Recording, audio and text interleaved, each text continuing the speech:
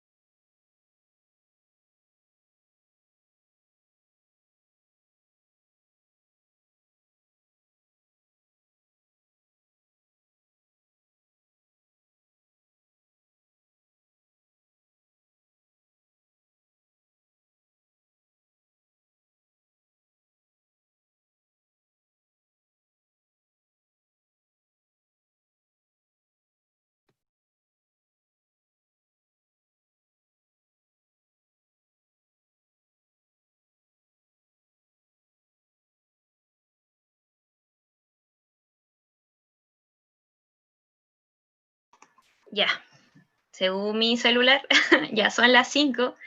Así que bienvenidos a esta primera charla de manufactura aditiva, Introducción a la impresión 3D. En este ciclo de charlas hablaremos sobre los diferentes temas, considerando qué es la impresión 3D, los tipos de tecnologías, los materiales y aplicaciones, en conjunto con la empresa Marford y 3DP. Soy Lorena Victoria Durán, diseñadora industrial y encargada de diseño y prototipado del Centro de Innovación de la Universidad.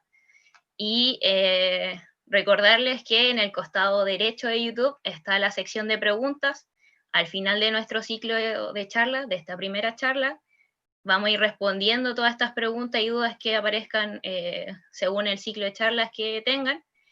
Y también considerar que si alcanzáramos o no alcanzáramos a responder todas estas preguntas, está el correo prototipado@usach.cl, en donde también pueden enviar dudas o consultas o felicitaciones por este ciclo de charlas. Mencionar por último que las redes sociales ya están activas de nuestro centro. Nos pueden encontrar en Facebook, Instagram y Twitter como Centro USACH, y también nos pueden encontrar en LinkedIn como Centro de Innovación usach.cl. Por último, nuestro sitio web, que es www.centroinnovación.cl. Para iniciar, nuestro director, don Alejandro Gutiérrez, nos dará algunas palabras de bienvenida, así que, don Alejandro, le dejo el micrófono para que nos dé su Okay. historia. Muchísimas gracias, Lorena. Bueno, primero que todo me gustaría darle la bienvenida y agradecerle a todos por ser partícipe de este ciclo de charlas sobre manufactura aditiva. Para nuestro centro de innovación de la Facultad de Ingeniería de nuestra Universidad de Santiago, es un gran honor, ¿ya?, poder contar con su presencia. ¿Ya? Quisiera comenzar esta jornada comentando que nuestro centro de innovación cuenta con un laboratorio prototipado de altas prestaciones, donde se cuenta con maquinaria de última generación y de diferentes procesos. La manufactura ha ido permanentemente evolucionando en la historia, desde la confección de utensilios y armas en forma artesanal, hasta los modernos artilugios que hoy en día tenemos en nuestro diario vivir, ¿ya? Para ello es necesario contar con maquinarias altamente sofisticadas, ¿ya? Y además de contar con desarrollo muy complejo para lograr obtener estos artilugios. Por lo tanto, la sistematización de este desarrollo es fundamental, ¿ya? Donde las máquinas y procesos en conjunto con el hombre se unen, ¿ya? Con el propósito de mejorar las condiciones de vida de nuestra sociedad. La manufactura ha evolucionado de tal forma que ha modificado la materialización de una idea, ¿ya? A modo de ejemplo, en un principio, generar algo, un utensilio, consistía en una búsqueda en la naturaleza de algo que podría servir para el objetivo, ¿ya? Era más bien un proceso de búsqueda de lo que había. Pero hoy en día, con la aparición de las herramientas, se crearon procesos, ¿ya? Que materializan esta idea que ahora deben ser previas, ¿ya? Entonces hay todo un esquema de pensar, ¿ya? Que es alterado con la evolución de los procesos de fabricación. Con las máquinas de herramienta, por ejemplo, se genera una base para la generación de piezas que aún utilizamos y que corresponde a generar superficies de revolución y generación de superficies rectas o con componentes lineales. ¿Qué significa esto? Que la mayoría de las piezas que nosotros hoy día podemos hacer con herramientas convencionales están a través de la formación de una superficie de revolución o también como ejemplo de extrusión de cara ya de tipo plana, ¿ya?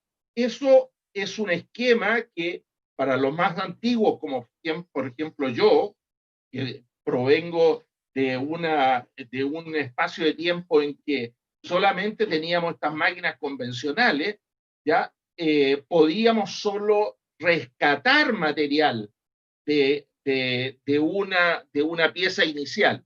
En cambio, ahora con la aparición de las impresoras 3D, cambia la forma y las piezas ahora son generadas agregando material donde es necesario, ¿ya? Esta nueva característica hace cambiar la forma de conseguir las piezas. Y hoy en día es posible crear piezas que con los métodos convencionales no son posibles de hacer.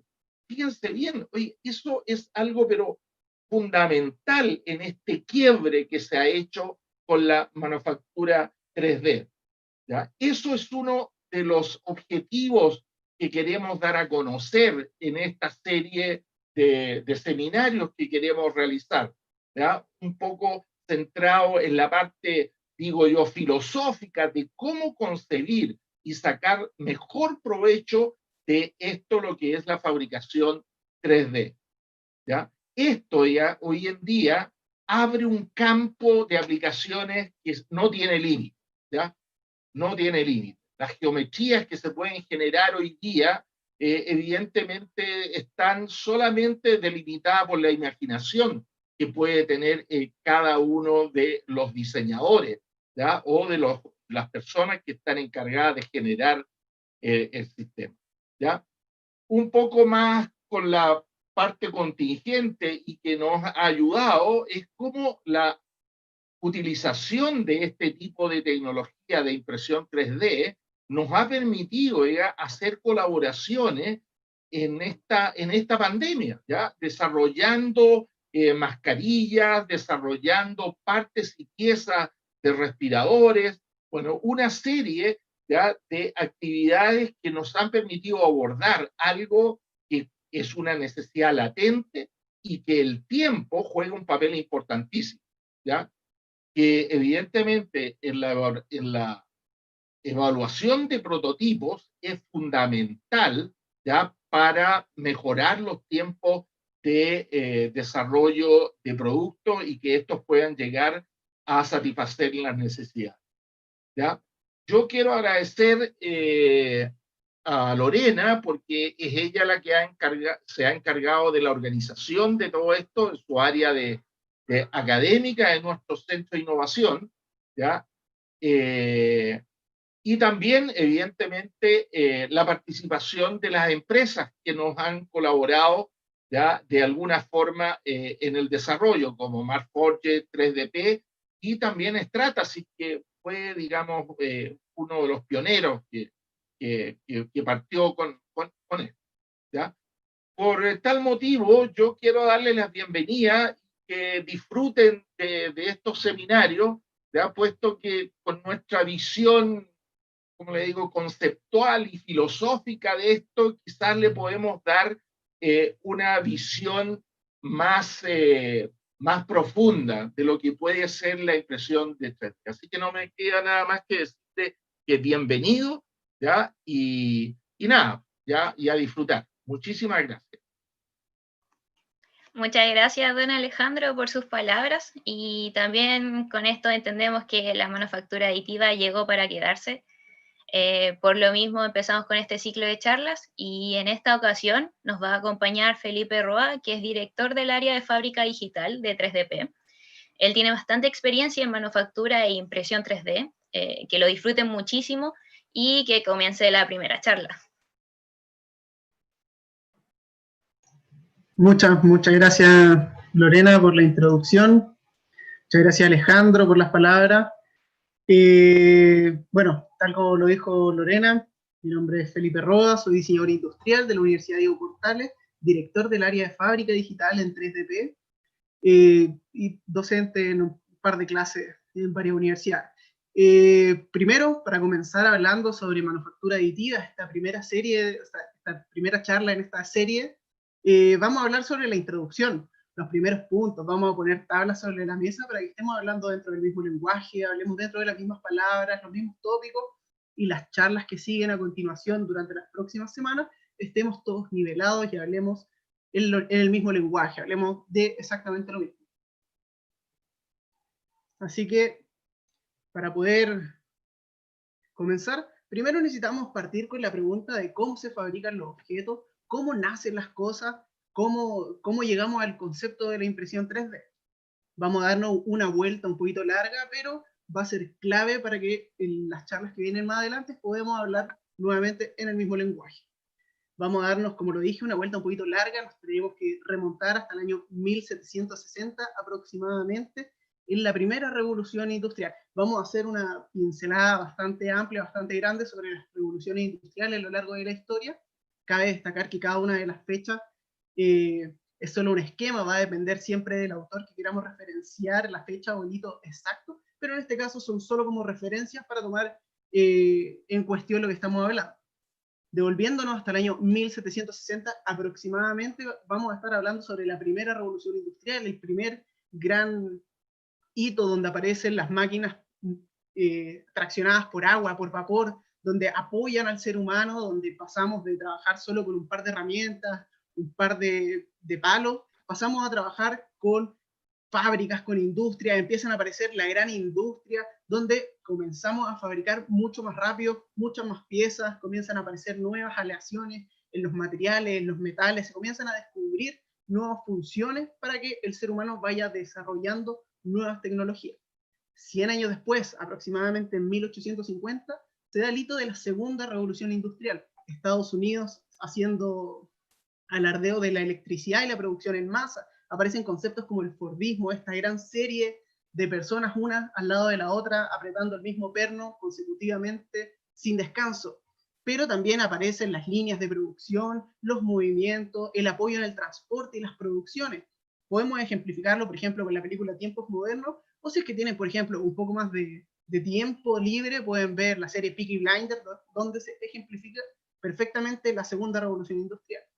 Ya adentrados a mediados del siglo XX, 1950 aproximadamente, tenemos la tercera revolución industrial, donde es relevante la electrónica y la automatización. Comienzan estas herramientas que existían antes, estas maquinarias, comienzan a moverse solas, comienzan a hacer reemplazo de las personas dentro de las fábricas. Comenzamos a eliminar algunos peones, por así decirlo, de las fábricas y comienzan a ser reemplazados por estas máquinas que funcionan solas. Solo deben ser cauteladas durante largas jornadas de trabajo.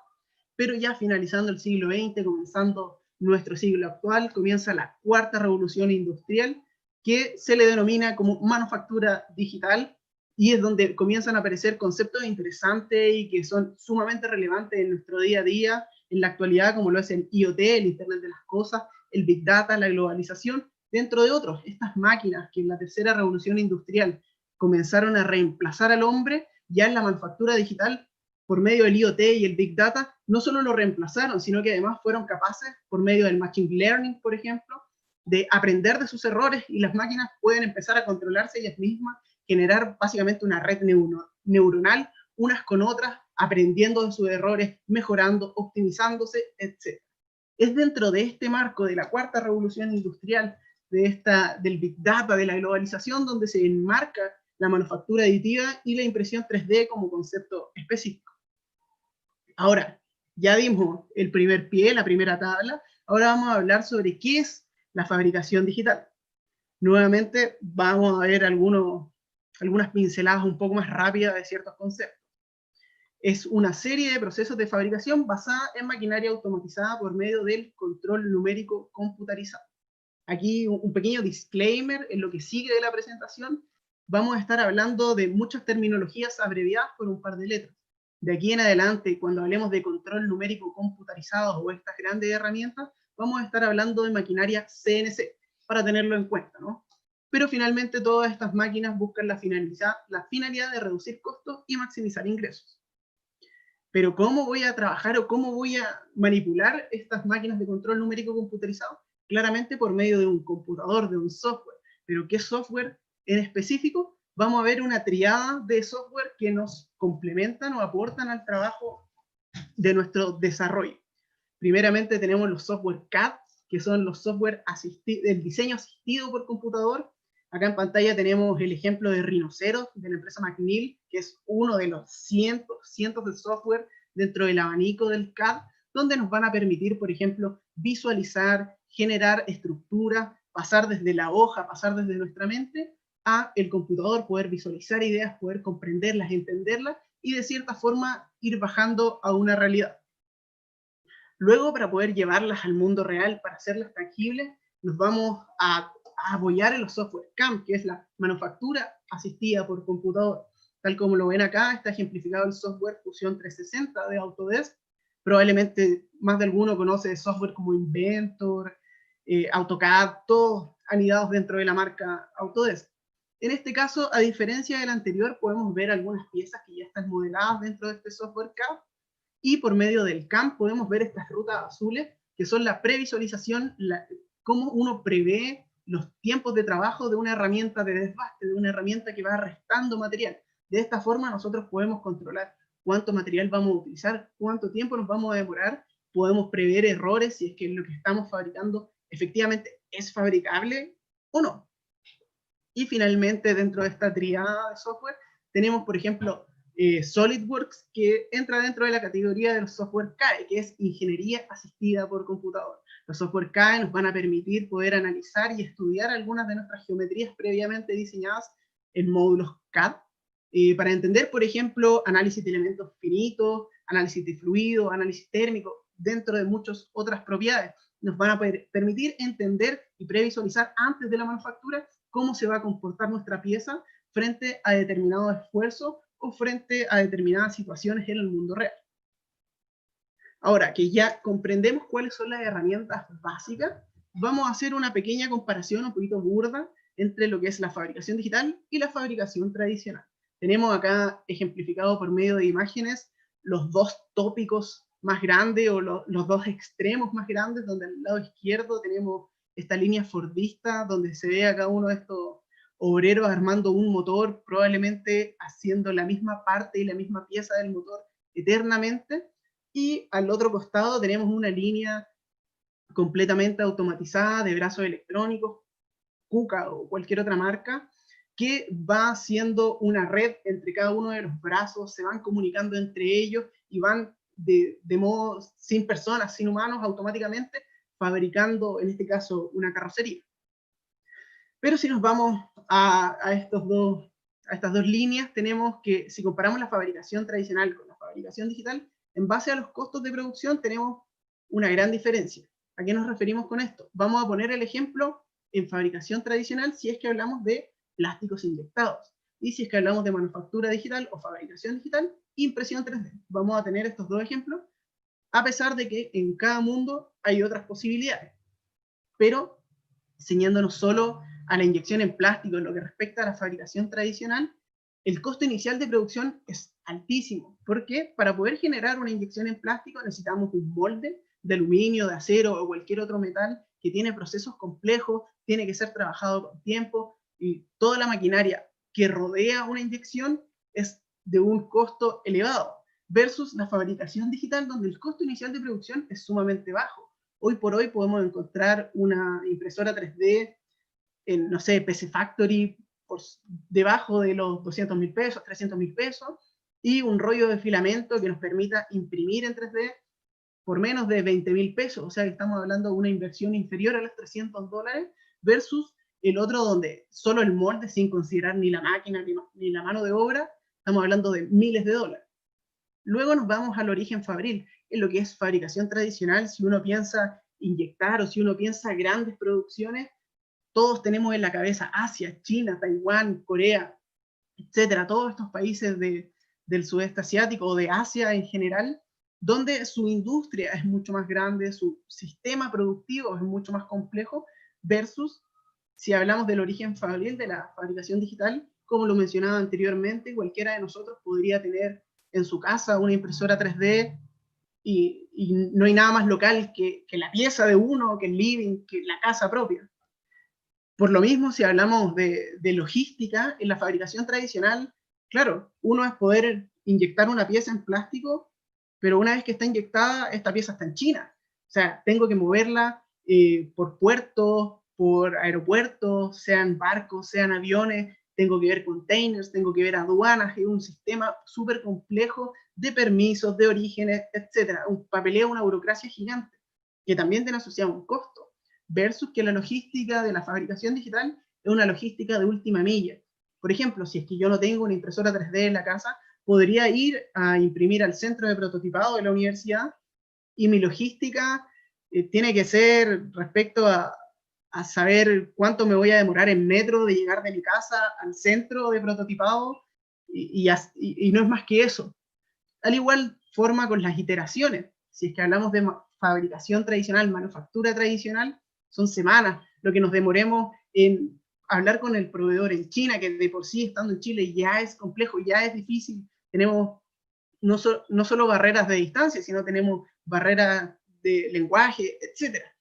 Por lo tanto, todo lo que queramos hacer se va a ir ralentizando completamente. Si es que nos llegamos a equivocar en un molde, son semanas, es mucho tiempo, por lo tanto, es mucho dinero invertido y probablemente podamos volver a equivocarnos. Errar es completamente humano. Versus que en la fabricación digital, yo puedo dejar una pieza imprimiendo en la impresora 3D, me puedo ir a mi casa, me voy a acostar, al otro día me despierto, tomo desayuno, me devuelvo a la universidad y voy a tener la pieza lista. Esa es toda la logística, y por lo tanto puedo equivocarme rápido y por sobre todo puedo equivocarme barato. Y eso es lo interesante de la innovación, eso es lo interesante que nos permite la fabricación digital, de iterar rápido y por sobre todo iterar barato. También, si es que hablamos de iteraciones, hablamos de cada una de las veces que estamos trabajando sobre un mismo concepto. Entonces, ¿qué es la manufactura aditiva? Si es que estábamos hablando de fabricación digital, bajémoslo entonces dentro del embudo que estamos diseñando entre todos nosotros con este discurso. ¿Qué es la manufactura aditiva? Es un conjunto de tecnologías que permite la manufactura de objetos por medio de la adición consecutiva de capas de un determinado material. Este puede ser en estado o puede estar en estado sólido o líquido, pero será el proceso físico-químico el que determinará la creación de cada capa y por consecuencia su forma final. Suena bonito, suena y se ve bastante abstracto hasta el momento, así que vamos a pasar a ejemplificar algunas de estas tecnologías. Primero, debemos comparar y debemos determinar el concepto aditivo, adhesión. Si lo comparamos en este esquema de Venn, de estos tres círculos, tenemos que la fabricación tradicional indicada en azul habla sobre la fabricación tradicional, que se denomina como el sistema de fabricación conformativo. Acá podemos anidar inyección en plástico, soplado, rotomoldeo, casting, moldes de silicona, etcétera, todos aquellos procesos que conformen la materia para poder desarrollar un objeto final. Luego tenemos, dentro de estos círculos rojos que contemplan fabricación digital, podemos anidar la fabricación sustractiva. La fabricación sustractiva, como su nombre bien lo dice, es aquella de la cual necesito sustraer material, eliminar material, para poder lograr mi pieza final. Acá pueden anidarse conceptos como un router CNC, torno CNC, corte láser, corte por plasma, corte por agua, EDM, todos aquellos procesos en los cuales necesito restar material para poder lograr mi pieza final. ¿Qué genera esto? Que tengo desechos, tengo costos sumados a tener que comprar una pieza mucho más grande para poder desbastarla y llegar a mi pieza final. Y si hablamos entonces de que eso es sustractivo, entenderemos por consecuencia que un sistema de fabricación aditivo es aquel en el cual nosotros vamos sumando, adhiriendo capa por capa el material preciso, exacto que necesitamos para lograr nuestra forma final. Ahora, que ya entendemos y podemos compararlo respecto a otros sistemas de fabricación, vamos a determinarlos en específico. Cabe destacar que si hablamos de impresión 3D o tecnologías aditivas, en lo que responde o lo que nos concierne el día de hoy, los vamos a tomar como sinónimos, ¿ya? Lo que es la impresión 3D, desde el año 2015 se establece una normativa ISO, es decir, una normativa mundial universal de fabricación, la cual estandariza que solo existen 7 sistemas de fabricación. Cada marca de impresoras, de impresión, de tecnología, puede darle un nombre independiente, un nombre de fantasía, pero van a seguir siendo anidadas cada una obligatoriamente dentro de solo 7 tecnologías, solo 7 sistemas. Me encantaría poder hablar sobre los 7 y que podamos conversar y discutir en base a ello. Pero, de nuevo, lo que nos concierne, y para no estar aquí hasta las 11:30 de la noche, vamos a hablar de algunos en específico, pero por sobre todo con detalle, con un poco más de detalle, en el primero, que es la deposición de plástico fundido o FDM. Esta es probablemente la metodología de fabricación más conocida.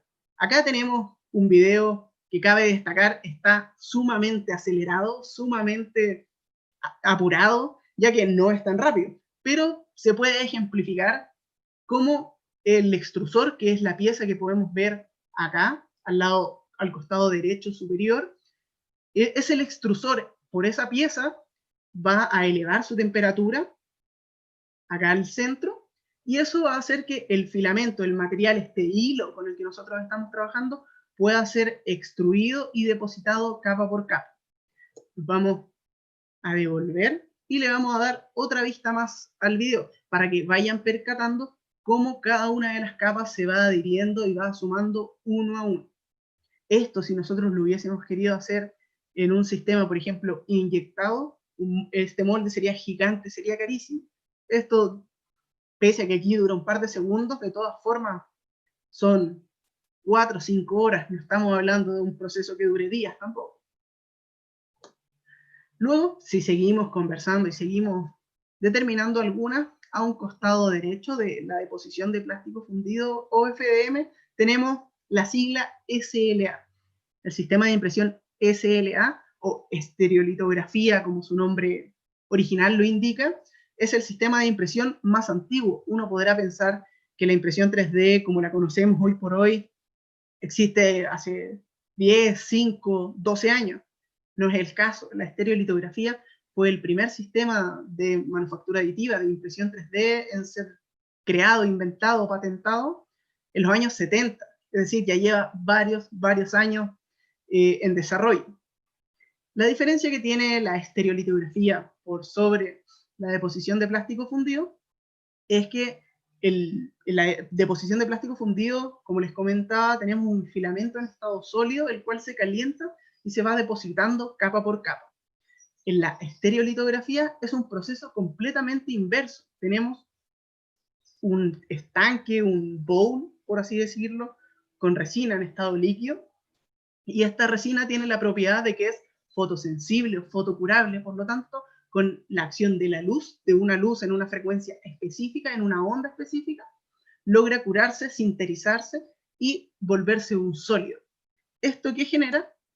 Genera esto, que las piezas, como se puede ver acá abajo, tenemos un bowl con resina líquida, y por debajo de esta es que va apareciendo detalle a detalle, punto a punto, capa a capa, nuestra pieza. Vamos a dar de nuevo otra visión. Cabe destacar que esto también está acelerado.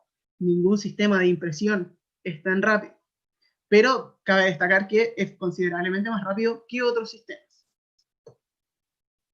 Vamos a dar la última para que puedan ahí ver el último detalle. Y si seguimos avanzando, está por ejemplo el DLP, que es un proceso bastante similar a la estereolitografía, pero en este caso, en vez de tener un punto que va sinterizando, va curando nuestra resina, tenemos un proyector, el cual proyecta luz en todos los puntos específicos de cada una de las capas, aumentando la velocidad, pero por consecuencia el costo, ¿no? Siempre uno va en desmedro de otro, como lo queramos ver también, ¿eh? A un costado derecho tenemos la MSLA, otro sistema de estereolitografía. No vamos a detallar mucho más sobre eso. Otro proceso interesante es el SLS, el sinterizado por láser selectivo, el cual, a diferencia de los otros dos, donde, recapitulemos, tenemos el FDM con un filamento, con un hilo sólido de un polímero específico. Tenemos el SLA, donde tenemos una resina en estado líquido con un haz de luz que va sinterizando estas partículas. Pero si hablamos de SLS, donde tenemos un láser desinterizado, podemos tener una caja, un box con polvo. Y este polvo va a ser sinterizado a una temperatura exacta por medio de un haz de luz o un láser. Esto va a permitir que las capas se derritan entre sí y se adhieran. Por lo tanto, podemos trabajar no solo polímeros, sino que también podemos trabajar y abrir el mundo de los metales, la impresión 3D en metales. Tenemos a un costado derecho el Material Jetting o MJ, el cual es el sistema probablemente más similar, más parecido a una impresora de casa, a un toner de casa, ya que como pueden ver en el esquema, en el icono, cuenta con un cartridge con cuatricromía C, M y K, cian, magenta, amarillo y negro, y tiene un segundo cartridge que además tiene un adhesivo, un pegamento. Imaginémonos y llevémoslo a la abstracción de que tenemos un bowl, de nuevo, con un polvo de yeso en este caso, el cual pasa a nuestro cartridge pintando cada una de las capas, y luego pasa un cartridge con este adhesivo que podría ser la gotita, por ejemplo. Entonces vamos a tener una capa de polvo, pintura y gotita. Esto se va a secar, se va a sinterizar, y vamos a lograr finalmente una pieza a todo color, con todo el detalle exacto, ya que tiene, a diferencia de todos los otros sistemas nombrados, una cuatricromía. Nos va a permitir todos los colores que el sistema de impresión nos permite también. Y a un costado derecho tenemos una tecnología bastante similar, que es el DOD o Drop on Demand, el cual nos va a permitir tener estos cartridges con solo dos materiales, o con solo dos procesos. Un primer cartridge que va a ir depositando gota a gota un polímero en un estado viscoso, y luego va a suceder o va a pasar otro cartridge que va a ir sinterizando estas pequeñas gotas con una luz en una frecuencia exacta, en una frecuencia determinada. Cada uno de estos procesos tiene sus beneficios, tiene sus pros y tiene sus contras, ¿no? Acá tenemos el detalle de lo que sería el SLS, que el sinterizado en SLS, como lo podemos ver acá, es esta pequeña, delgada capa de polvo, la cual nos permite ir detallando nuestros objetos por medio de este láser. Como lo estaba comentando anteriormente, todos tienen sus pros, todos tienen sus contras. Lo vamos a ver este pro y contra en base a una consideración económica. Algo que nos guste o no, sea nuestra preferencia o no, es algo que es inevitable en el mundo de la fabricación, en el mundo real. Para hablar sobre consideraciones económicas, vamos a tener este pequeño cuadro comparativo donde vamos a comparar, vamos a poner en competencia los costos por unidad en cantidad de unidades fabricadas. Para poder hacer esta pequeña ecuación imaginaria, vamos a hablar de que el costo por unidad lo podemos deducir en base al costo de fabricación dividido en la cantidad de unidades. Si partimos con toda la carne en la parrilla hablando sobre impresión 3D, se pueden fijar que el eje de impresión 3D de manufactura aditiva es prácticamente plano. ¿Por qué? Primero hay que detallar que si hablamos de una unidad o pocas unidades, 1, 10, entiéndase, un pequeño lote, el costo es considerablemente menor que cualquiera de las otras dos tecnologías. Pero a medida que vamos aumentando las unidades a fabricar, este eje se mantiene prácticamente igual, no cambia. Y esto se produce específicamente porque la impresión 3D tiene una velocidad, no tiene un modo turbo, no tiene un modo acelerado, sino que si una impresora se demora, hagamos un ejemplo burdo, en imprimir una carcasa de celular 10 minutos, en imprimir 10 van a ser 100 minutos, no hay forma de poder aumentar o poder reducir, en este caso, los tiempos de fabricación. Por lo tanto, los costos unitarios van a ser muy similares. Probablemente hay algunas economías de escala que uno podría aplicar, pero en lo que respecta al duro, al core de los costos, es prácticamente el mismo. Luego, si lo comparamos versus a las tecnologías sustractivas, como lo es una router CNC, una tecnología de desbaste, tenemos que el costo inicial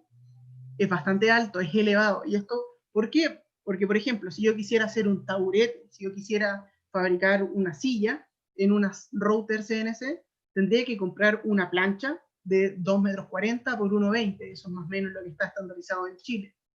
Tendría que conseguirme, además, una router que tenga esas dimensiones. Pero probablemente la silla que yo fabrique, la silla que yo diseñe, no va a ocupar la totalidad de esta dimensión de 1,20 por 2,40, sino que me va a sobrar material. ¿Y qué hago con eso? Bueno, problema mío, será un desecho, pero si lo tomamos como una consideración de fabricación, es un costo hundido, un costo asumido. Pero a medida que vamos fabricando más unidades, se van produciendo algunas economías. Podemos ir anidando muchas piezas, podemos ir optimizando nuestras planchas. En fin, hay una serie, un montón de posibilidades de poder reducir costos al momento de trabajar con una tecnología sustractiva como lo es una router CNC o el corte láser, que son probablemente los más conocidos. Y si esto ya lo llevamos a una tecnología conformativa, un molde de inyección, por ejemplo, un molde de soplado, podemos ver que la curva es completamente distinta. ¿Por qué? Porque de partida no parte debajo de las 100 unidades, pensando y considerando que es prácticamente loco, irracional, hablar de fabricar un molde de $10.000, $5.000 para una pieza. Si me equivoco, ¿qué hago con esos $10.000? ¿Qué hago con esos $5.000? Sino que se comienza a comprender y a entender que ese sistema de fabricación va a partir desde un porcentaje de unidades alto, 200, 300, 500 unidades, y ya estamos hablando de algo bastante poco. Pero a medida que vamos aumentando la cantidad de unidades a fabricar, es por lejos la que tiene la reducción más brusca. ¿Por qué? Porque una vez que nosotros ya tenemos un sistema funcionando, un buen molde, un buen ciclo de funcionamiento, el costo se puede reducir a centavos de dólar, donde podemos, una pieza que en impresión 3D nos puede costar $10, en un sistema conformativo, quitando todo lo que es el molde, podemos llegar a $0,25, $0,01, etc., por poner un ejemplo, claro. Entonces tenemos grandes rasgos que la manufactura aditiva lo que nos permite es reducir tiempos de fabricación pensando en el primer proceso, el primer paso, la innovación, equivocarme. Me va a permitir, la impresión 3D nos permite equivocarnos rápido, nos permite equivocarnos lo antes posible. Y eso a su vez permite y aumenta la iteración, las posibilidades dimensionales, como está al costado derecho. Si logramos reducir tiempos de fabricación, también podemos aumentar nuestras posibilidades dimensionales. Los moldes de inyección, los soplados de plástico, o lo que sea de un sistema conformativo, tiene sus restricciones. Hay cosas que en impresión 3D sí se pueden hacer y en otros sistemas no. Tenemos el caso de la suela de la zapatilla que estábamos viendo hasta hace unos momentos, la cual está acá. Este es un sistema de Adidas junto con otra marca que se llama Carbon, estadounidense. Esta suela, si no es por medio de la impresión 3D, no podría ser fabricada. Así de simple, así de innovativo puede llegar a ser un proceso de fabricación. Nos permite también reducir la cadena de suministro o de stock. ¿Por qué? Porque hay algunas empresas que tienen en bodegas gigantes, llenas de partes y piezas de algunas máquinas, herramientas o lo que sea, juntando polvo, esperando a que en algún momento se echen a perder y poder cambiarla. Tenemos el caso de Black & Decker, una empresa gigante de herramientas eléctricas, que logró disminuir su cadena de suministro, su cadena de stock, de miles de SKU, miles de unidades en bodega, a solo 3, que son una impresora 3D y 2 rollos de filamento. Entonces, a medida que van necesitando cada uno de los repuestos, van imprimiendo y no tienen la necesidad de invertir en una gran serie de piezas que van a estar juntando polvo hasta que eventualmente la original se nos echa a perder. También, como lo estaba comentando anteriormente, tenemos un aumento de iteraciones. Puedo equivocarme antes, puedo equivocarme rápido, puedo equivocarme barato. En resumen de todas estas consideraciones, tenemos que la reducción de costo es por lejos el principal beneficio de la innovación en la impresión 3D. Si esto lo llevamos no solo al costo, sino que ejemplifiquémoslo con la reducción y maximización de otros elementos, de otros procesos. Tenemos el caso específico, el primero al lado izquierdo de la empresa Arup, una empresa inglesa de ingeniería, son gigantes. Ellos se les encargó esta pieza que está más hacia la izquierda, la cual es un herraje de un sistema de construcción por medio por el soldado de algunas piezas metálicas, y esto lo que buscaba o lo que construía era una especie de domo, por lo tanto debían reducir la mayor cantidad de peso posible. Esta capacidad de reducción de peso la lograron por medio de un proceso que se le denomina diseño generativo, que son las piezas que ustedes ven a continuación al lado derecho. Estas especies de árboles, de ramas, de venas que tienen las piezas, se logran por medio de software CAD de diseño generativo. En base a estos estudios, y no solo CAD, sino que también el CAE es bastante importante en este sistema.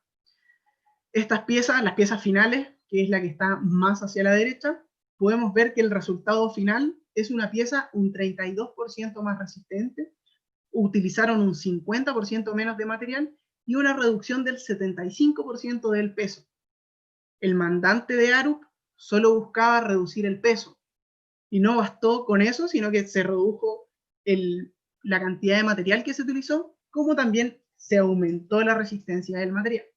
Caso bastante similar, lo que está a un lado derecho, que es el caso de Bugatti, este caliper de freno, por medio de la innovación del desarrollo de este caliper de freno que está impreso en 3D, que tiene una reducción del peso del 41%, como también tiene un aumento de resistencia mecánica, permitió, junto con otros factores, que, por ejemplo, el Bugatti Chiron pudiese aumentar su límite de velocidad, ya que si tengo unos calipers de freno más potentes, voy a poder aumentar la velocidad máxima para poder frenar y soportar esa cantidad de calor, de fuerza exotérmica que se va a estar generando.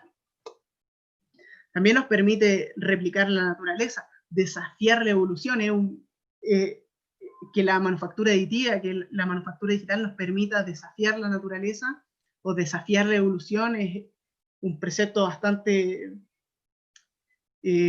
complejo, pero podemos desmitificarlo o podemos mostrarlo respecto a sus beneficios también. El primer caso a la izquierda es el del proyecto Seawall del Reef Design Lab. Es una empresa que se encuentra ubicada en Australia, un estudio de diseño, junto con la empresa automotriz Volvo. Ellos desarrollaron esta serie de patrones, este patrón modular que se puede repetir, impreso en 3D, el cual replica en parte el fondo marino, los arrecifes de las costas, las cuales se han visto sumamente afectadas por la densidad urbana, la densidad geográfica, los desechos, la basura, todo lo que probablemente ya conocemos del mal que le hemos hecho al océano. Ellos de alguna forma están tratando de recuperar las costas, la fauna marina, por medio de estas placas que replican de cierta forma los arrecifes que se encontraban en las costas. Al centro tenemos el caso del proyecto de Agua Hoja, de la arquitecta Neri Oxman. Ella trabaja en el MIT Media Lab, juntando o mezclando de cierta forma tanto en la manufactura digital, la fabricación aditiva, con procesos de biofabricación, como este desafío de la naturaleza, este precepto de desafiar, de replicar, se puede complementar con la biofabricación, cómo dominamos la naturaleza para que esté de nuestro lado. Esto es un repaso muy general, pero si es que es un proyecto, y en lo personal a mí me gusta mucho, muy interesante, lo pueden ver en Netflix, en la serie Abstract. En la segunda temporada pueden encontrar un capítulo de 40 minutos sumamente interesante donde se detalla en específico todo esto. Y como último ejemplo, hacia la derecha tenemos un proceso de optimización de peso de la empresa Airbus junto con Autodesk. Nuevamente, utilizando técnicas de diseño generativo, lograron reducir el peso de una de estas placas. Es probablemente el proyecto menos rimbombante, pero hay que entender de que en empresas del transporte, donde lo importante es poder maximizar al máximo el peso para poder lograr que el transporte sea eficiente en el gasto de combustible y muchos otros, cada uno de los gramos que hay dentro de un avión, dentro de un auto, son sumamente relevantes. En este caso lograron reducir el peso de una de las placas separadoras de ambiente, separadoras de cabina, logrando hacer mucho más eficiente el consumo de combustible. Ahora, ya sabemos entonces y tenemos un poco de noción sobre la manufactura aditiva, qué podemos hacer con ella, algunos casos de estudio a lo largo del mundo, pero hay que saber entonces quién lo ocupa. ¿La ocupan solo las grandes industrias o es algo que podemos tener a la mano? Lo que respecta a la manufactura a nivel mundial, es que hoy por hoy es un must, es un desde. En grandes empresas como lo puede ser la NASA, SpaceX, BMW, Porsche, Boeing, etc. Ya es un desde, no hay forma de que estas empresas den pie atrás. O sea, está así el punto que si por algún extraño motivo la empresa Boeing el día de mañana, a principios del 2021, tuviesen una reunión de ejecutivo y dijeran, ¿sabes qué? No, ya no imprimamos más en 3D, esta cuestión no tiene por dónde, dejémoslo hasta acá, ¿no? Vendamos nuestras impresoras y nos vamos para la casa. Prácticamente no podrían. ¿Y esto por qué? Porque parte de los motores del Boeing, partes relevantes, solo se imprimen en 3D. No existe otra forma de fabricarlo. Por lo tanto, están tan amarrados a la impresión 3D que para ellos es un desde, es un concepto que tienen que comenzar pensando en impresión 3D para luego ser llevado a otros sistemas productivos. Pero, claro, estos son grandes empresas donde probablemente una pandemia les hace un par de cosquillas. Pero si lo llevamos al caso de esta pequeña franja en el sur del mundo, de lo que es Chile. En Chile, esto todavía es un objetivo, es un norte. Yo creo que por lo mismo estamos todos acá reunidos en esta transmisión hablando sobre impresión 3D, manufactura aditiva, porque para nosotros es un objetivo, perdón. Para allá buscamos, para allá queremos llegar. Acá hay un par de casos que vamos a ejemplificar, como lo es Dexo, una empresa que se dedica a hacer prótesis y órtesis, las cuales están fabricadas en tecnología FDM, probablemente una de las más económicas, pero con el detalle de que ellos trabajan la marca Marforge, y Marforge trabaja en específico con un material propio desarrollado por ellos que se llama Onyx, el cual está compuesto por nylon o poliamida, como su nombre técnico, sumado o reforzado con fibra de carbono. Por lo tanto, si hablamos de un material resistente, un material prácticamente para toda la vida, el Onyx es el indicado para hacer una prótesis que va a estar enfrentada a los desgastes de las luces UV, salinidades del ambiente, etc. Todo lo que nos rodea día a día. Tenemos también la empresa Vigatech, otra empresa chilena que también ha desarrollado tecnología y está trabajando desde la manufactura aditiva, generando innovación dentro de sus procesos. Como lo ves también Cima Robot, una pyme prácticamente mundialmente conocida sobre educación para niños, los cuales no solo se quedaron en el desarrollo de una aplicación web, sino que está complementada por medio de un pequeño robot, el cual se imprime en 3D en un pequeño laboratorio, O también está el caso un poquito más grande de Faneu. Hoy por hoy salir a la plaza es un poco difícil, pero si hacemos un poquito de memoria, hasta hace unos 6 meses, 8 meses, cuando podíamos salir a la calle libremente, si es que nos sentamos en alguna banca o jugamos en algún juego de plaza, debió haber sido Faneu. Es prácticamente una de las empresas más grandes de mobiliario urbano que existe en Chile, y ellos lo que hacen es prototipar en impresión 3D, prototipan, hacen algunos modelos a escala, y luego se lanzan en la construcción, fabricación uno a uno. Acá tenemos una serie de casos, pero vamos a ejemplificar algunos más con mayor profundidad y mayor densidad un poco más adelante. Lo importante de todo esto, de esta pequeña franja, como les comentaba, nosotros que estamos acá al fin del mundo, es que lo que logró la impresión 3D en específico fue descentralizar la producción. Hace 10 años, Cimarrot o Bexo hubiesen querido desarrollar lo que desarrollan hoy por hoy, si es que no hubiesen estado en Antofagasta, Santiago o Concepción, probablemente no hubiesen podido, porque hasta hace 10 años eran los únicos centros que tenían grandes maestranzas, grandes lugares de trabajo. Hoy por hoy ahí existen una serie de centros de manufactura, centros de prototipado, laboratorios de producción. Hay muchos repartidos en todo el mundo. Bueno, en Chile, como nos gusta poner harto de estos nombres de El Rey, o el más austral, o el más al norte, el más árido, en este caso tenemos el Fab Lab Austral, que es el Fab Lab más austral del mundo, que se encuentra en la región de Magallanes.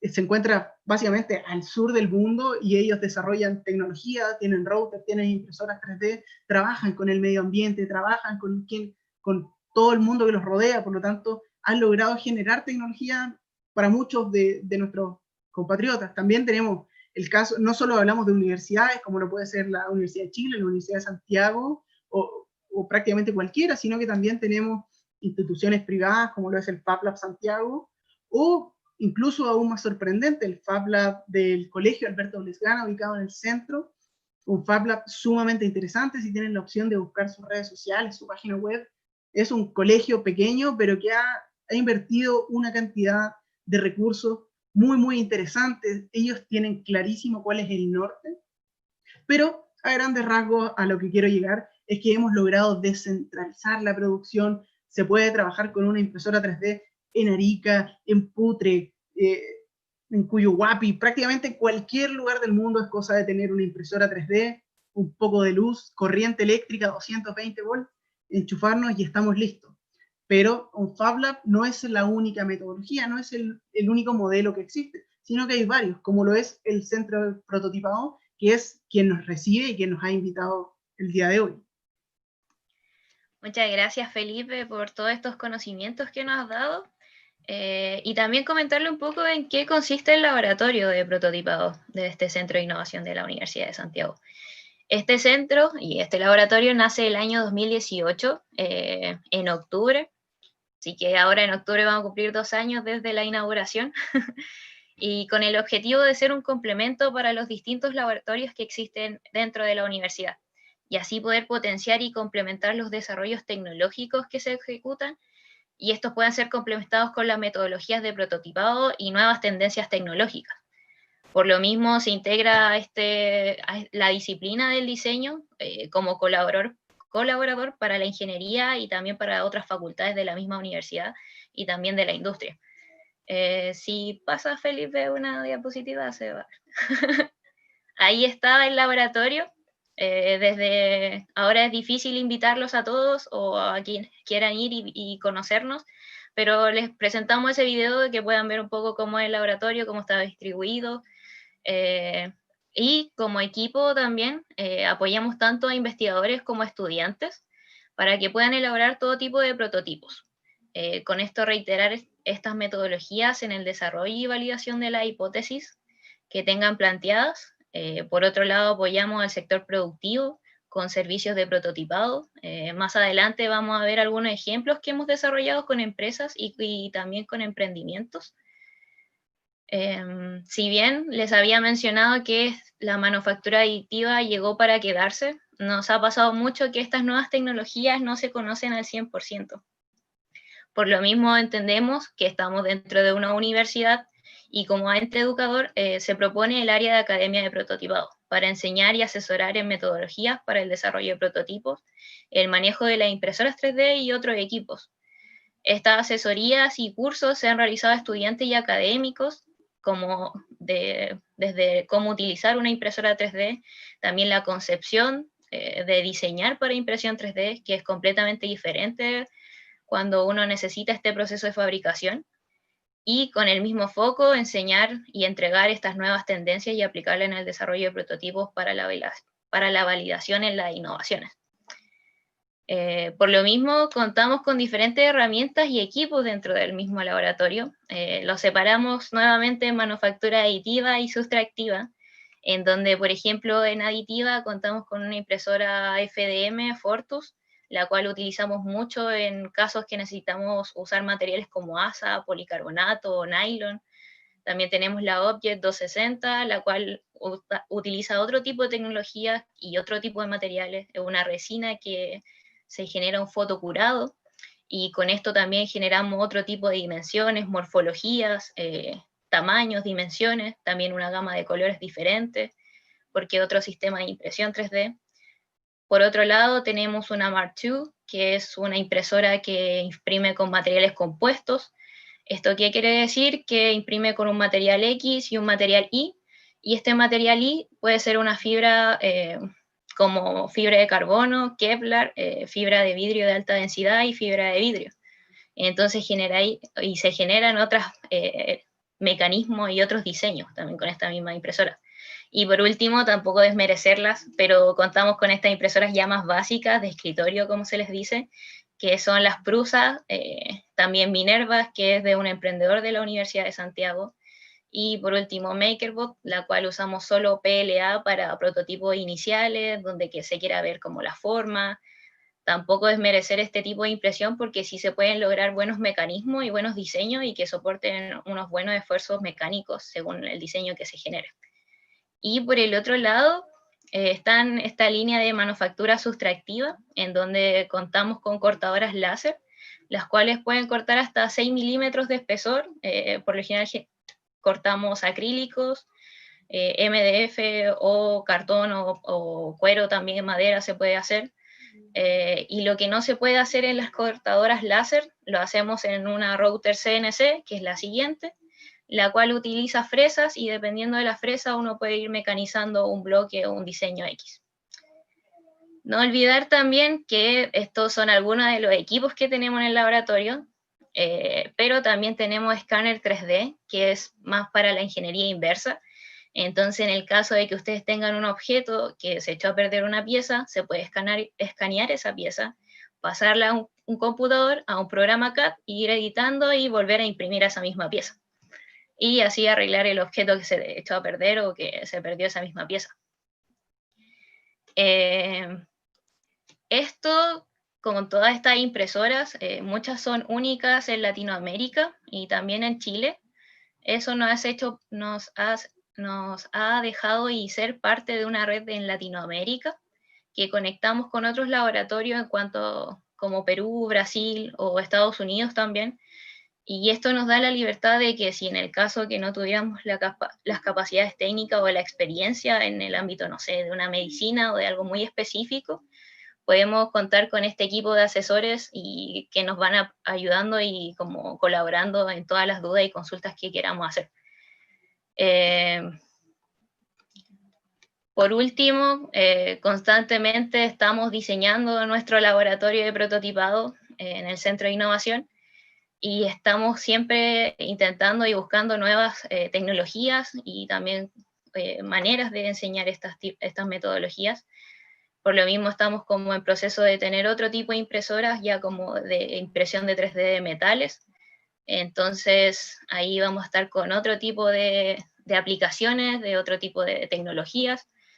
Y estas aplicaciones, tecnología y todo este conocimiento no es solo para nosotros como Universidad de Santiago, sino que estamos abiertos a otras universidades, a otras regiones, a otros centros y también a otras empresas del sector productivo. Así que nuevamente decirles que está el contacto de prototipado Reusach, que estemos en contacto y que nos puedan ir como mandando todas sus dudas y consultas y también colaboraciones. Para terminar y para concluir, es difícil visualizar qué cosas se pueden hacer y qué cosas no con la impresión 3D. Por lo mismo, ahora Felipe y José van a presentar algunos casos de éxito y algunos ejemplos que hemos desarrollado en el laboratorio y también en 3DP. José Arias, encargado del laboratorio, nos comentará algunas experiencias que hemos tenido dentro del laboratorio, así que José, te dejo el micrófono a ti. Muchas gracias, Lorena, por esa presentación y darnos un poco, contextualizar qué es lo que podemos hacer en el laboratorio de prototipado. Como bien decía Lorena, contamos con varias maquinarias y bueno, desde que inauguramos hemos hecho bastantes proyectos, productos, apoyando a emprendedores, académicos y también empresas. El caso número 1, podemos ver en el fondo el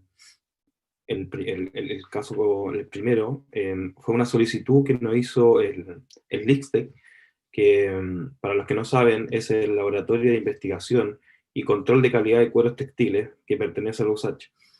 En el fondo, la temática en el fondo ellos querían certificar las telas de las mascarillas que estábamos usando y que seguimos usando por el tema que nos aborda actualmente el COVID. Pero ellos necesitaban imprimir esta cabeza con medidas exactas, según lo que les solicitaba la norma UNE en 168, para poder cumplir en el fondo. Se acercaron al laboratorio y, bueno, después de 3 cabezas que imprimimos, modificamos mediante software y la imprimimos en el fondo en las impresoras más básicas que tenemos en el laboratorio, que son la Prusa y la Minerva. Logramos el resultado esperado y bueno, complementamos eso en el fondo con un segundo pedido de solicitud para poder soportar esta cabeza. En la imagen del lado izquierdo de su pantalla, por ejemplo, pueden ver el soporte. Eso también, todo lo que es acrílico, era necesario para poder sostener esta cabeza y ellos con sus láser pueden medir y testear. Fue un caso bastante bueno para el laboratorio y para ellos, y bueno, actualmente están haciendo pruebas para poder certificar las telas. En el caso número 2, es un caso en el sector de la salud y del estudio. Fue desarrollado en el año 2019 y actualmente seguimos trabajando con estos alumnos. Es un proyecto liderado por el grupo de estudiantes de ingeniería de la Facultad de Ingeniería de USACH, el proyecto Move On 3D, el cual busca desarrollar modelos de prótesis transtripial, considerando estudios de ingeniería, diseño y fabricación. ¿Qué es lo que buscaban ellos desarrollar en el fondo con esta prótesis? Y además complementar, como pueden ver en la imagen donde se ve la prótesis azul, ellos partieron con materiales más básicos, en PLA, pero necesitaban subir esta resistencia a los materiales para poder lograr y cumplir con las necesidades que necesitaba el cliente. Y bueno, para esto empezamos a desarrollar pruebas, como pueden ver en el fondo ellos desarrollaron las pruebas con nuestra impresora Mark II, que trabaja con base, como decía muy bien Felipe, de Onyx, pero complementado en el fondo con fibra de carbono o fibra de vidrio. Con eso en el fondo pudieron lograr la resistencia necesaria para ir avanzando en sus pruebas. En el caso número 3, es un caso totalmente distinto, pero no menor a lo que podemos y las capacidades que tenemos como laboratorio. Tuvimos un requerimiento de la empresa Bechtel, una empresa minera gigante, y bueno, ellos lo que necesitaban básicamente era en sus escuelas de capacitación mostrar a los operarios nuevos y también a los que ya estaban trabajando cuáles eran las situaciones de riesgo en altura a las que se iban a enfrentar. o algunas de ellas. Para esto, bueno, desarrollamos una maqueta en conjunto con la empresa Joy, impresa la mayor parte en 3D. ¿Cuál fue, en el fondo, el gran aporte que tuvo el laboratorio en esto? Anteriormente ellos, las maquetas, se demoraban por lo menos 3 meses en desarrollar una maqueta con una empresa de arquitectura. El proceso con nosotros, la misma maqueta en el fondo y un poco más grande, la pudimos desarrollar en 3 semanas. Esto gracias básicamente a la impresión 3D. O sea, nosotros, pues, ¿qué hacíamos? Ya teniendo un archivo, por ejemplo, los conos que pueden ver, imprimimos la cantidad necesaria y avanzamos en base al requerimiento.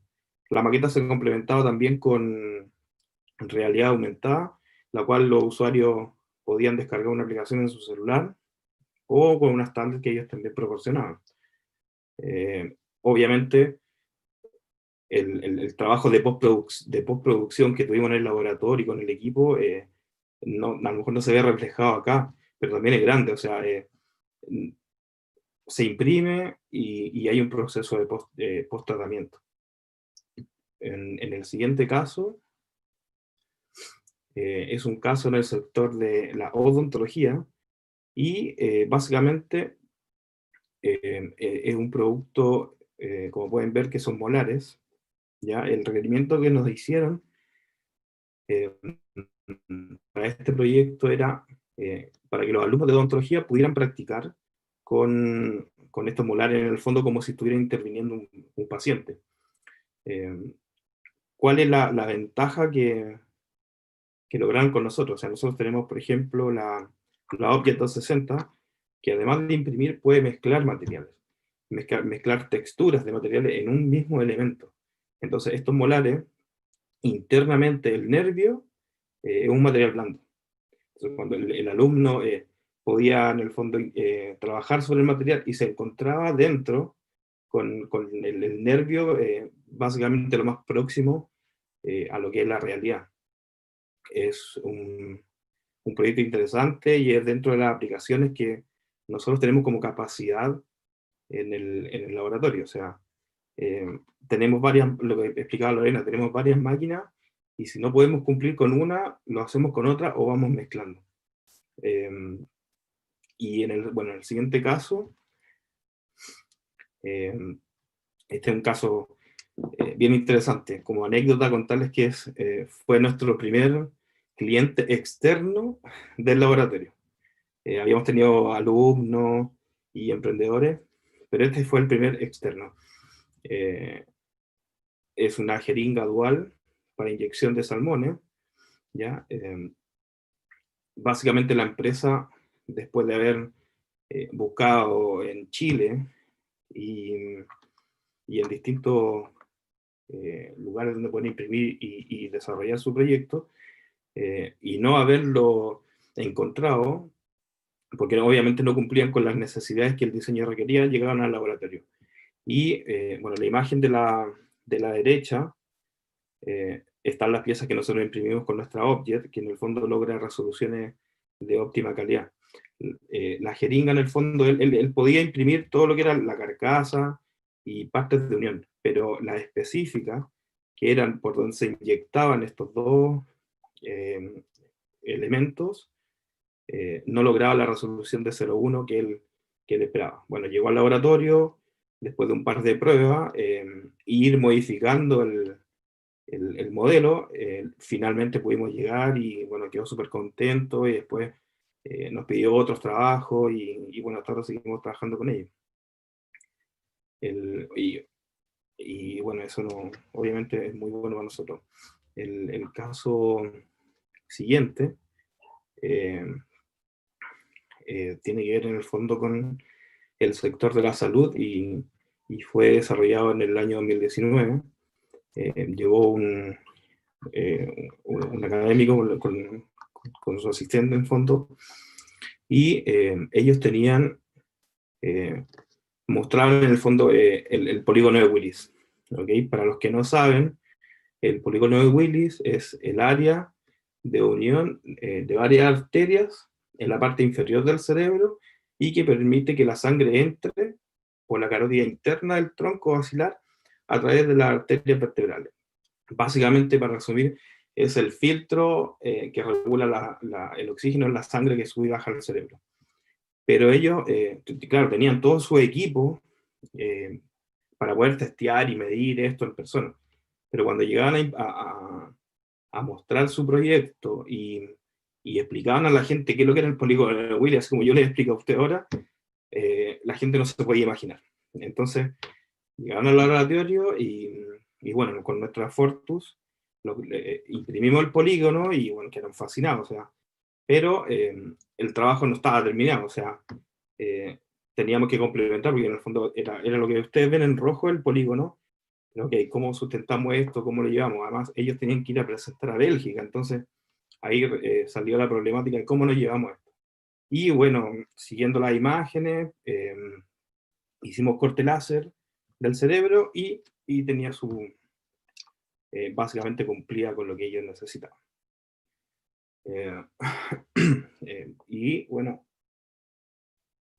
el último caso, que podemos mostrarles dentro de los muchos que hemos hecho, pero obviamente teníamos que mostrar un poco de lo que podíamos y lo que teníamos, es el ventilador de ProSeed.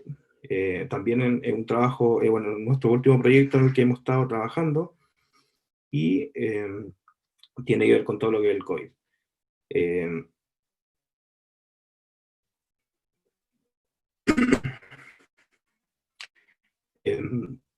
Bueno, es un proyecto de unos exalumnos de ingeniería de la Facultad de Ingeniería, y ellos partieron de la necesidad, cuando partió el COVID, de cómo podían ayudar, cómo podían, en el fondo, hacer que menos gente muriera con todo esto que está pasando con la pandemia.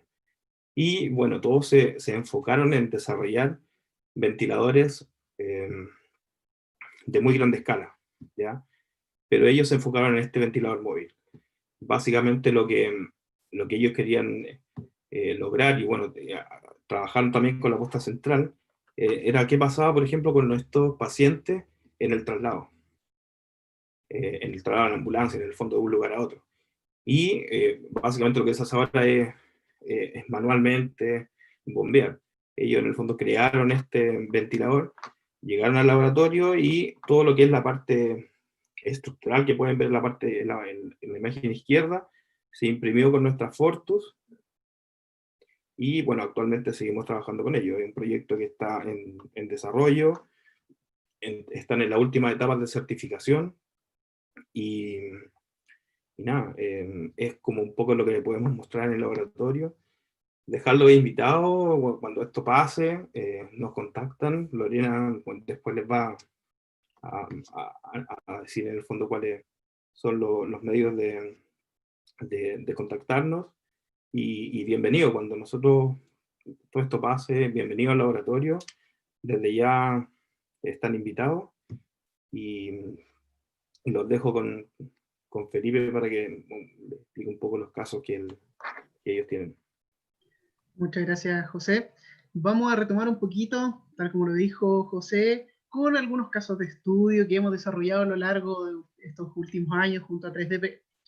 El primero, uno que a mí en lo personal me gusta muchísimo, un proyecto que trabajamos en conjunto con la banda Chancho en Piedra, yo creo que todos lo hemos escuchado, nos tocó trabajar con ellos, junto, ahí como se ve en las fotos, Fabricio y Sebastián, que son parte de 3DP, junto con Lalo y la Vaca, uno de los guitarristas fundadores de la banda, y que cabe destacar que también es diseñador, entonces fue él quien llegó a 3DP, fue parte del rediseño, dibujó con nosotros, formó parte de todo el desarrollo, un proyecto sumamente entretenido, donde el resultado final lo pueden ver al costado derecho, donde está el mismo Lalo con el casco puesto, y esto fue para el aniversario número 20 del disco de La Dieta del Lagarto, el año 2017. Y acá lo interesante es que el casco no está impreso en 3D, sino que lo que se imprimió en 3D fue el molde para poder termoformar cada una de las capas, cada una de estas cáscaras exteriores del casco. Hay otras piezas internas, pero lo relevante es que no fue el fin, sino que fue el medio. Otro caso bien interesante, bien complejo, es el caso del Leopard 2. Nos tocó trabajar junto con la Academia Politécnica Militar. Puede que no sea la industria más querida hoy por hoy, pero lo que sí nos permitió fue poder testear tecnología, poder desarrollar tecnología y demostrar que la impresión 3D no es solo para piezas esquemáticas, no es solo para piezas bonitas o para tenerlas acá sobre nuestro escritorio, sino que la impresión 3D nos permite desarrollar artículos, objetos para grandes esfuerzos, grandes desarrollos. Acá no hay nada del desarrollo que pudimos hacer nosotros, ya que todo está bajo 7 llaves, mucha confidencialidad en todo lo que es el mundo de las armas, pero pudimos testear que la tecnología de la impresión 3D nos permite incluso llegar a sus desafíos máximos. Si nos cambiamos de rubro completamente y siendo bien certeros, ahora nos vamos al mundo de la museografía. Este es el caso de Museo Digital, un spin-off de 3DP. En conjunto hemos trabajado con el Museo de Historia Natural y la DIVAM de Chile, escaneando específicamente dentro del Museo de Historia Natural más de 300 piezas. Si es que el museo se quemara, tocamos madera y ojalá que eso no ocurra nunca, porque es un gran museo, pero si es que eso llegase a pasar, hay más de 300 piezas, 500 piezas en internet, en un foro, o sea, en una plataforma online, a la cual podemos acceder todo de manera gratuita. Muchos de los modelos incluso son descargables para todos, son gratis. ¿Esto qué nos permite? Que, como está a un costado derecho, esto es una imagen de una foto de los huesos del Chilesaurus, que es un dinosaurio que fue descubierto por un niño de 7 años hace unos 5 o 10 años en Chile. Lo interesante de esta imagen es que esos no son los huesos originales, sino que son huesos escaneados en 3D e impresos en la tecnología de material jetting, que esta que comentamos hace un tiempo, que tenía la posibilidad de imprimir en cuatricromía, de imprimir en todos los colores. Por lo tanto, es sumamente fidedigno a los colores originales de los huesos de este dinosaurio. Si es que a alguno le interesa, podría perfectamente descargar estos modelos de internet y tener parte de este Chilesaurus en su casa. Si nos vamos al área de la salud, tenemos el caso de este proyecto que se llama 600 gramos de vida, un proyecto que nos tocó diseñar y fabricar un colchón que intenta replicar las condiciones mecánicas del vientre materno para aquellos recién nacidos con algunos problemas respiratorios o malformaciones. Este proyecto, si ustedes lo ven, la imagen del costado izquierdo, eso es una pieza impresa en PLA, en un plástico rígido, está impreso en la tecnología FDM. Si yo me quisiera acostar sobre eso, probablemente tanto a mí como a una guagua nos dolería la espalda durante semanas, probablemente. Pero lo que se hizo fue un postproceso, lijado, pintura, primer, estuvimos ahí trabajando durante mucho rato para que esa pieza fuese el máster, hacer un molde en fibra de vidrio y posteriormente colar las piezas en espuma de uretano junto con un poco de cobre, cosa de que fuese bactericida. Tal como lo pueden ver al costado derecho de la pantalla, hay algunos ejemplos fabricados en esta espuma, los cuales una vez que terminamos esta pequeña línea de producción, fueron llevados a Estados Unidos y hasta el momento están siendo testeados para poder hacer una segunda iteración, una segunda etapa con un desarrollo mucho más complejo. Tenemos, si seguimos dentro del área de la salud, el caso de un simulador vascular que fue mandado por la empresa Terum, una empresa japonesa con sede en Chile, que desarrolla tecnología para el área de la salud, la medicina. En este caso, esto es un simulador vascular completo, optimizado en la aplicación de stent o aneurismas aórticos. Esto para gente como yo, o como probablemente muchos de ustedes que estamos completamente fuera del área de la salud, es básicamente un sistema que permite limpiar las arterias cuando se encuentran obstruidas o tapadas y posteriormente ser ampliadas desde dentro con un artículo. Para esto, para evitar que los médicos, que los doctores pinchen a medio mundo tratando de practicar, se generan estos simuladores que tienen que ser lo más fidedigno al mundo real, a la piel, a las venas, a las arterias, se tienen que sentir, tiene que haber una humedad por lo tanto es un proceso sumamente complejo. Al lado izquierdo está el primero del primerísimo esquema que trabajamos en conjunto a la empresa, y a la mano derecha tenemos ya uno de los resultados finales. Si se fijan, se ve este contorno blanco. Ese contorno blanco es un molde, ya que la pieza interior está colada en una resina, en un uretano flexible, pero lo interesante es que, de nuevo, el molde fue impreso en 3D, ya que de otra forma, con un router no hubiésemos logrado las tolerancias o los intersticios dentro de las piezas que nosotros estábamos buscando. Acá ya hay un poco del resultado final de lo que logramos. Si se fijan, al lado izquierdo tenemos otro segmento colado en uretano flexible, y al interior se ve el stent. Esto se amplía y logra generar un flujo correcto sanguíneo al interior de nuestro cuerpo. Se ve bien grande y bien complejo, pero así es en verdad. Al lado derecho tenemos una foto del esquema general, donde lo interesante de este proyecto es que utilizamos muchas tecnologías. No solo la impresión 3D no fue el fin, sino que fue el medio, fue la herramienta, fue el camino, fueron los moldes, de muchas formas. Como les comentaba, acá al centro se ve la figura que está colada en uretano flexible. Estos terminales, que debiesen ser herméticos, fueron impresos en resina SLA para lograr algunas propiedades mecánicas. Hay algunos filtros o gomas que también fueron impresas en 3D, en un material flexible, TPU en específico. Luego tenemos las columnas de los bordes, que fueron impresas en PLA, un polímero para trabajar en FDM. Y también, como no todo en la vida es impresión 3D, tenemos, por ejemplo, los bordes de acrílico o de PMMA, los cuales fueron cortados en base a una tecnología sustractiva, que es el modo elegante, que ya lo aprendimos de decir corte láser, ¿no? Entonces, aquí lo que logramos fue, por medio de la manufactura digital como concepto general, lograr a un resultado de fabricación nacional. Acá todo esto lo fabricamos dentro de nuestra oficina, para tener un resultado donde ahora los médicos y los doctores pueden probar y pueden testear sin la necesidad de pincharnos a nosotros los mortales, ¿no? Otro ejemplo de estenosis dentro del área de la salud. Esto, si se fijan al lado izquierdo, es otro ejemplo que cumple la misma función, pero con venas de nuestras extremidades, por lo tanto sus diámetros son mucho más pequeños. Al lado derecho está el esquema de la figura completa. Es proporcionalmente mucho más pequeño, pero cumple la misma función de que tengan un sistema de testeo muy similar a las venas que tenemos al interior de nuestro cuerpo, tanto en humedad, en resistencia material, etc.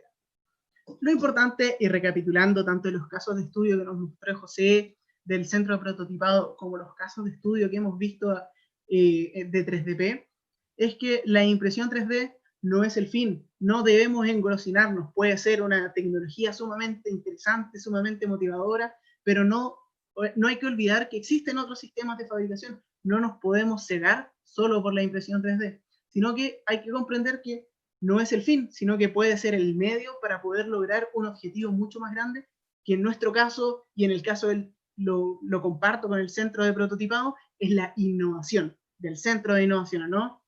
¿Y a qué voy con todo esto? Que finalmente las posibilidades de la manufactura digital, y en específico la manufactura aditiva, son prácticamente infinitas, ¿no? Así que eso, Lorena. Muchas gracias a todos. Muchas gracias, Felipe y José también, por comentarnos todas estas posibilidades que existen en la impresión 3D.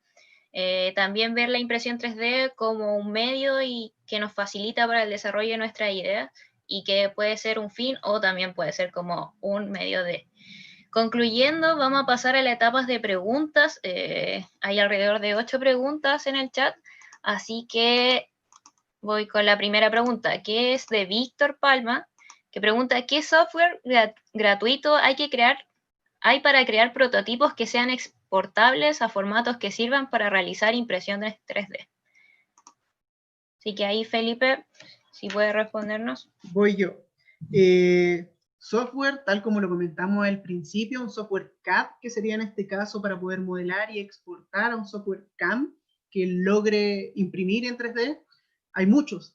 dentro del mismo que se nombró como Software Camp, Fusion 360, tiene una licencia para hobbyistas o para estudiantes, en el caso de que así sea, la cual es libre, tiene prácticamente las mismas propiedades, las mismas licencias que el formato profesional. Es un software muy, muy potente, muy amplio, pero también hay un universo, está lleno, Archicad, FreeCAD, Tinkercad, hay muchos software, y lo importante para complementar un poquito la respuesta es que ojalá no nos casemos solo con uno, sino que es relevante comprender un abanico de posibilidades que nos permita modelar lo que mejor busquemos. Eso yo creo que tratando de responder la totalidad de la pregunta, ¿no? Súper, Felipe, muchas gracias. Otra pregunta de Cristian, que es, ¿cuáles son los estudios requeridos para poder realizar procesos de impresión 3D y fabricación digital? La verdad, prácticamente la impresión 3D hoy se ha facilitado tanto su interfaz, su uso, que prácticamente cualquier persona con motivación, con ganas, y bueno, un poquito de plata, ¿no? Para poder comprarse una o para poder pagar, costear los materiales, lo puede hacer. ¿No?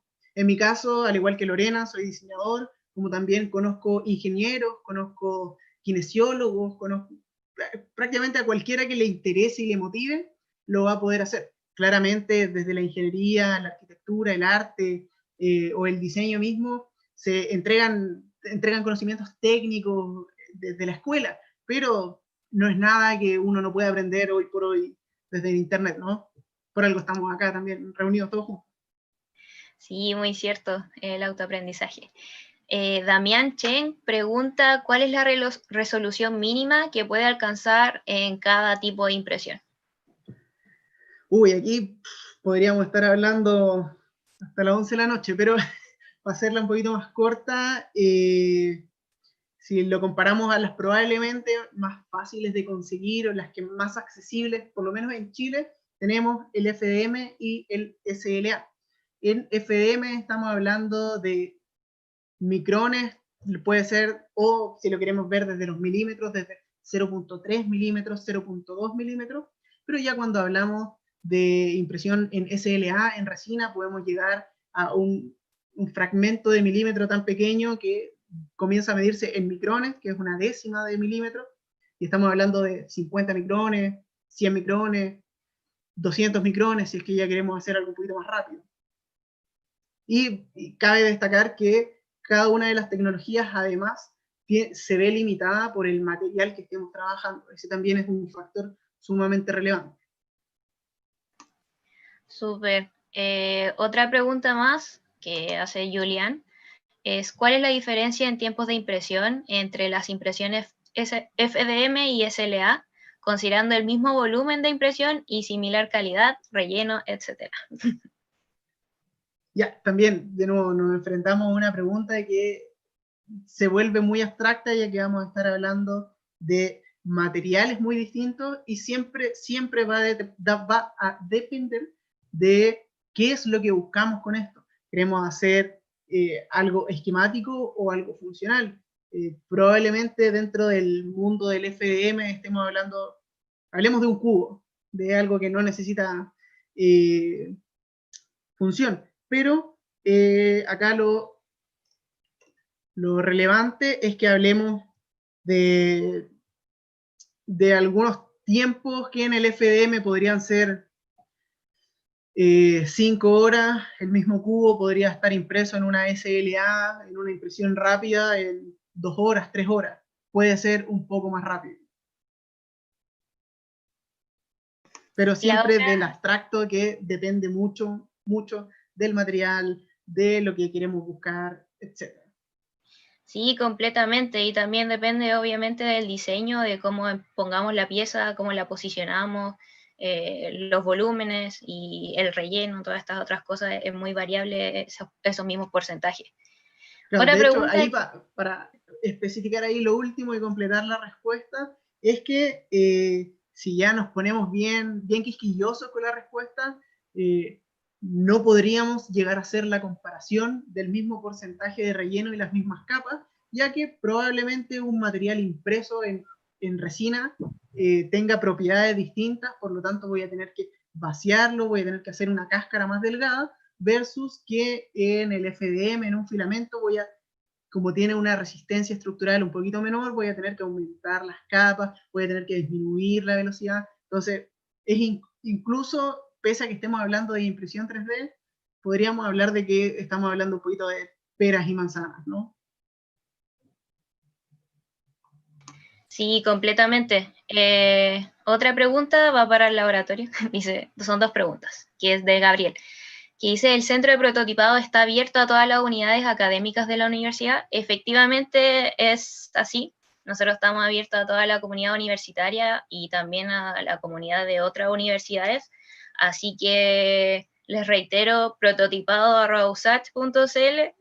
Nos pueden comentar su duda, consulta, que necesitan, y ahí nosotros les vamos a estar comentando y contactando directamente.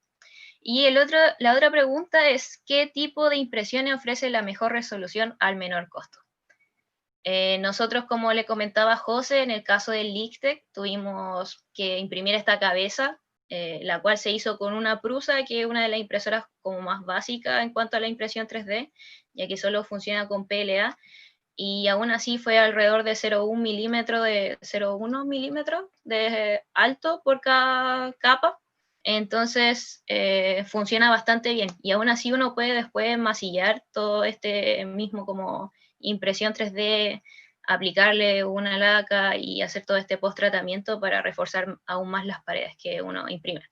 Ahí, Felipe, no sé si tienes algo más que comentar con esa pregunta. Creo que ya está bien completa la respuesta. Otra pregunta es, ¿el escáner 3D puede ser utilizado por estudiantes? Efectivamente, así es. Solo tienes que ir al laboratorio. En este caso es un poco complicado por el COVID, pero cuando estamos funcionando normalmente no hay problema. Tú vas, nosotros te prestamos el escáner y puedes escanear en el mismo laboratorio el objeto que desees hacer. Eso por parte de esa pregunta. Lipos pregunta, ¿qué condiciones debe presentar el metal para ser utilizado en la impresora 3D? Esta es más específica. Ya, para imprimir en metales existen hoy por hoy dos grandes tecnologías. Una es por el sinterizado láser, y por lo tanto el material tiene que estar en un formato de polvillo, muy, muy delgado. Y el otro, que es aún más interesante y aún más relevante y sumamente innovador hoy por hoy, es un formato de filamento. Este formato de filamento, al igual que el FDM, permite reducir los costos y tener una máquina más compleja, más interesante, que nos permite más propiedades mecánicas, que imagínense de qué marca es SmartForge, y la pueden buscar, se llama Metal X, un sistema sumamente innovativo de estos últimos 2 años en lo que respecta a la impresión 3D en metales. Así que te recomiendo, si es que lo puedes buscar por tu cuenta, Metal X de SmartForge, sumamente interesante lo que están haciendo desde la marca. Muchas gracias. Otra pregunta de Javier Solís es, ¿cuál es la viabilidad de utilizar materiales recuperados, revalorizados, como PET o LDPE? En el chat, sí. Hoy, disculpa Felipe, pero en el chat respondimos que hay un emprendimiento llamado Cactus, el cual nosotros estamos asociados con ellos, y todo el PLA, que alguna pieza que salió mal impresa, o el ABS también que salió mal impreso, tenemos nuestros contenedores, y ellos después reciclan todo este PLA y ABS y nos generan nuevos rollos de PLA y ABS para ser utilizados en nuestras impresoras 3D. Sí. Eso mismo iba a decir. Cactus, referente en Chile del reciclado de materiales. Chicos sumamente motivados, sumamente interesantes lo que están haciendo hoy por hoy en el mundo de la manufactura aditiva en Chile. Fabricio pregunta, ¿para las estructuras de soporte trabajan con algún software en específico? Por nuestro caso, en laboratorio usamos Matchmiser, que es de Autodesk. Con este uno genera árboles de soporte, son bastante buenos. No sé, en tu caso, Felipe, ¿cuál usas o cuál podrías recomendar? Bueno, nosotros como 3DP somos representantes oficiales de una marca que se llama Flashform. Por lo tanto, esta marca es una marca cerrada que ocupa su propio software, que se llama FlashPrint. Para nosotros cumple completamente, pero si es que tú buscas otro software con otras máquinas, puede haber cualquier otro, o sea, hay una infinidad tremenda, como hay de marcas, hay de software para manipular estas mismas máquinas. Pero respondiendo a la pregunta, en nuestro caso es FlashPrint, que es un software totalmente unificado junto con las máquinas que nos permite generar estructuras de soporte. Sí, también los mismos programas de las máquinas a veces generan estos soportes, pero en mi caso como que uso MeshMice, eso. Otra pregunta de Renzo Roagna pregunta si saben si es posible mezclar TPU más PLA más en una misma impresión. De poder, efectivamente se puede. Existen sistemas de extrusión multimateriales. Estamos refiriéndonos a estos materiales, damos por entendido que estamos hablando de la tecnología FDM. Existen sistemas multimateriales, por ejemplo, lo que es Prusa tiene un sistema que se le puede adosar, que logra imprimir hasta 4 materiales, complementando al mismo tiempo, y lo que respecta a nosotros, por lo menos lo que es la marca Flashboard, tiene una impresora que se llama Creator 3, la cual cuenta con 2 extrusores, la cual es sumamente interesante para poder ir generando esta estructura donde uno puede combinar en ciertos lugares material flexible, donde necesito que mi pieza sea flexible, o material sólido, rígido, donde necesito que sea sólido. Como también está el caso de materiales solubles en agua, o solubles en jugo de naranja, por decirlo de alguna forma, el limoneno, que permite generar un soporte que no deje marcas o no deje costras en nuestras impresiones. Sí, vamos a ir con las últimas 4 preguntas que quedan, que es de Sheila Lascano, que pregunta, ¿no se podría decir que en general SLA y FDM no tienen mucha diferencia de tiempo? Lo que sí cambia es el acabado superficial, que es mejor en SLA. Y además el hecho de que en FDM tenemos asintropía. Eso pregunta. Efectivamente, si hablamos de tiempo, cuando hablamos de estructuras mucho más grandes, probablemente el SLA se va a llevar la carrera pensando en estructuras de tamaños grandes, ya que la velocidad del láser va a ser mucho más rápida o va a ser superior a la velocidad del cabezal de extrusión mecánico, por así decirlo. Y efectivamente, al ser un sinterizado, cuando hablamos de resinas SLA, o un sistema SLA, perdón, hablamos de que es una resina que se va fotocurando partícula a partícula sobre otra, versus cuando hablamos de impresión 3D FDM, hablamos de una capa sobre capa, la cual uno la puede ver, la puede tocar, y si incluso yo trato de romper la pieza va a tener una veta, al igual que la madera, versus una resina SLA, o sea, una impresión SLA va a poder distribuir la fuerza al interior de su estructura de una manera mucho más pareja. Sí, por último, penúltimo, preguntan de que cuándo se va a recibir esta impresora de metales en el laboratorio. Esta se va a recibir, ya va a estar operativa en realidad para el 2021, funcionando al 100%, así que Alberto Monsalve, que preguntó, está el contacto de Prototipado Rosat para que nos estés contactando y nosotros también te vamos a estar dando noticias cuando esté funcionando y esté lista. Y también información más técnica que pregunta acá por los materiales y todo lo que sigue.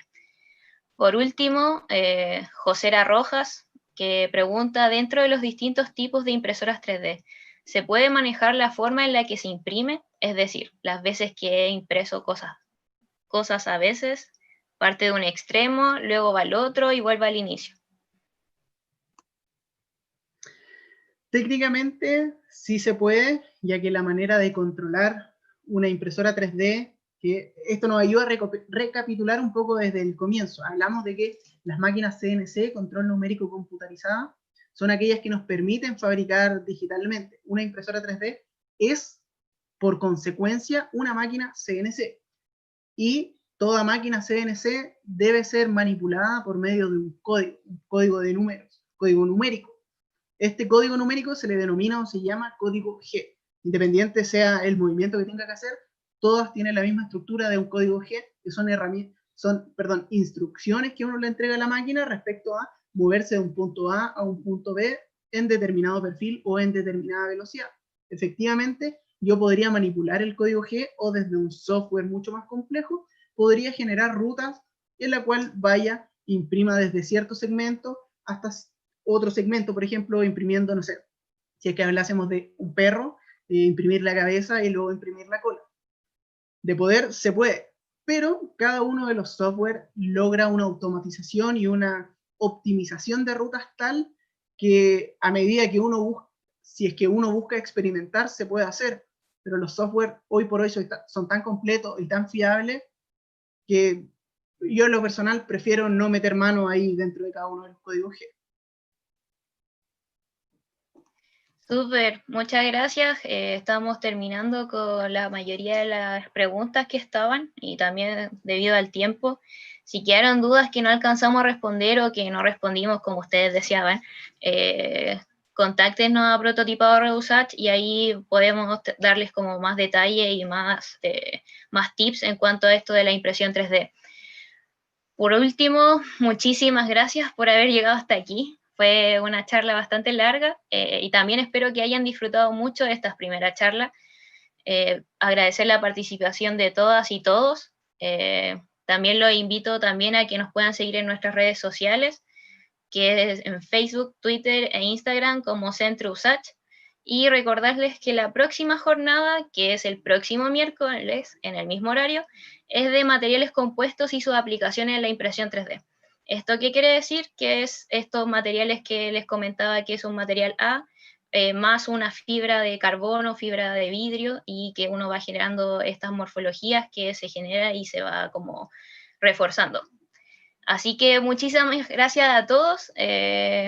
Les insisto en que puedan enviarnos prototipado@usach.cl si es que no alcanzamos a responder sus mensajes y sus dudas, o si nacen nuevas dudas o consultas, y ahí vamos a estar respondiéndole y estamos en contacto con todos. Así que gracias a todos, Felipe, José y todos los participantes que estuvieron en esta sesión. Así que adiós, adiós.